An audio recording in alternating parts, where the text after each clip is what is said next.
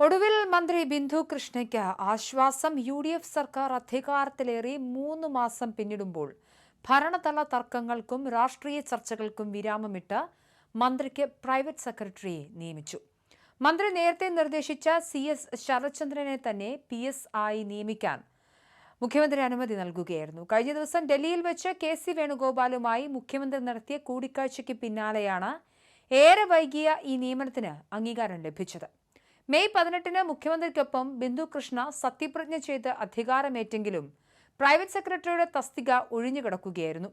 സെക്രട്ടേറിയറ്റിലെ special സെക്രട്ടറിയും KC വേണുഗോപാലുമായി അടുത്ത ബന്ധമുള്ളയാളുമായ ശരത്ചന്ദ്രന്റെ പേര് സത്യപ്രതിജ്ഞയ്ക്ക് തൊട്ടു പിന്നാലെ തന്നെ മന്ത്രി നിർദ്ദേശിച്ചിരുന്നു.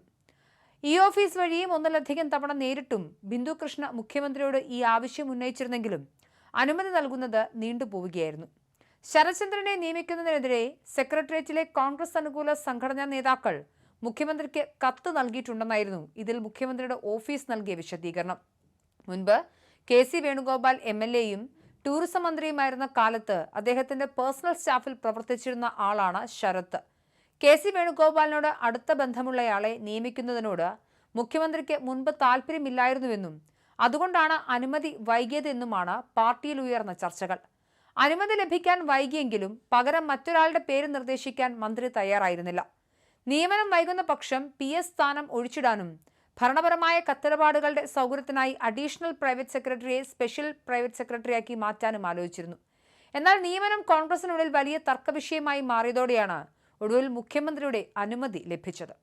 അതേസമയം പുതിയ സർക്കാർ അധികാരത്തിൽ വന്ന് 3 മാസം കഴിഞ്ഞിട്ടും ബോർഡുകളുടെയും കോർപ്പറേഷന്റെയും തലപ്പത്ത് മുൻ ഇടത് സർക്കാർ നിയമിച്ചവർ തന്നെ തുടരുന്നത് UDF-ലും കോൺഗ്രസിലും കടുത്ത അമർഷത്തിന് കാരണമായിട്ടുണ്ട്.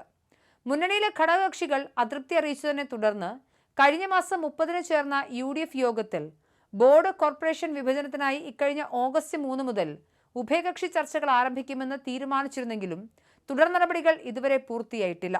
ഇതിനിടയിലാണ് ഏറെ വിവാദങ്ങൾക്ക് വഴിവെച്ച പ്രൈവറ്റ് സെക്രട്ടറി നിയമനത്തിന് പരിഹാരമായിരിക്കുന്നത്. UDF സർക്കാർ അധികാരത്തിലേറി 3 മാസം പിന്നിടുമ്പോഴും മന്ത്രിസഭയ്ക്കുള്ളിലെ ഗ്രൂപ്പ് തർക്കങ്ങളും പുകച്ചിലുകളും പരസ്യമായി പുറത്തുവരുന്ന കാഴ്ചയ്ക്കാണ് തലസ്ഥാനം സാക്ഷ്യം വഹിക്കുന്നത്. മന്ത്രി ബിന്ദു കൃഷ്ണയുടെ പ്രൈവറ്റ് സെക്രട്ടറി നിയമനത്തിൽ മുഖ്യമന്ത്രി ഒടുവിൽ വഴങ്ങിയെങ്കിലും ഹൈക്കമാൻഡ് തലത്തിലുള്ള ഇടപെടലുകളും KC വേണുഗോപാൽ വിഭാഗത്തിന്റെ ശക്തമായ സമ്മർദ്ദവുമാണ് തീരുമാനത്തിന് പിന്നിലെന്നത് പരസ്യമായ രഹസ്യം.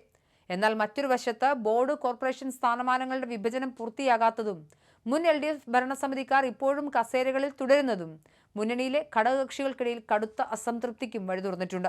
വരും ദിവസങ്ങളിൽ പാർട്ടിതല ഉഭയകക്ഷി ചർച്ചകൾ വേഗത്തിലാക്കി ബോർഡ് കോർപ്പറേഷൻ വിഭജനം പൂർത്തിയാക്കിയില്ലെങ്കിൽ സർക്കാരിനുള്ളിലെയും മുന്നണിക്കുള്ളിലെയും ആഭ്യന്തര തർക്കങ്ങൾ കൂടുതൽ രൂക്ഷമാകുമെന്നത് ഉറപ്പാണ്.